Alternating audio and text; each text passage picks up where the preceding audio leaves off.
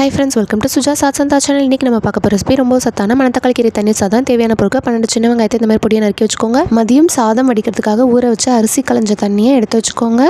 ஒரு கைப்பிடி அளவு மணத்தக்காளி கீரையை இந்த மாதிரி தண்ணியில் நல்லா வாஷ் பண்ணி எடுத்து வச்சுக்கோங்க.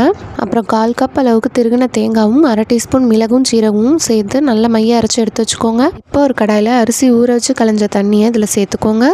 கூடவே நறுக்கி வச்ச சின்ன வெங்காயத்தை கையால் ஒரு முறை இந்த மாதிரி இடிச்சிட்டு அதில் சேர்த்துருங்க. இப்போ அலசி வச்ச மணத்தக்காளி கீரையை அதில் சேர்த்துருங்க. எப்போதுமே அரிசி களைஞ்ச தண்ணியோட கீரை சாரெலாம் செஞ்சால் ரொம்பவே ருசியாக இருக்குங்க. ட்ரை பண்ணி பாருங்கள். இப்போ தேவையான அளவுக்கு உப்பு சேர்த்துருங்க. இப்போ நம்ம அரைச்சி வச்சுருந்தோம் இல்லையா தேங்காய் மிளகு சீரகம் பேஸ்ட்டு, அதை இதோட சேர்த்துருங்க. சேர்த்து விட்டு நல்லா கிளறி விடுங்க. 10 நிமிஷத்தில் அடுப்பு ஆஃப் பண்ணிவிடுங்க. இந்த மணத்தக்காளி கீரை தண்ணீர் சாறு உடனடியாகவே நம்ம வயிற்றுப்புண், வாய்ப்புண், வயிற்று வலி இது எல்லாத்தையுமே சரி பண்ணிவிடுதுங்க. நீங்களும் கண்டிப்பாக வீட்டில் ட்ரை பண்ணி பாருங்கள். சம்மர் டைமில் பெஸ்ட்டு ரெசிபியாக இருக்கும். வீடியோ யூஸ்ஃபுல்லாக இருந்ததுன்னா லைக் பண்ணுங்கள், ஷேர் பண்ணுங்கள், சப்ஸ்கிரைப் பண்ணுங்கள். தேங்க்யூ ஃபார் வாட்சிங்.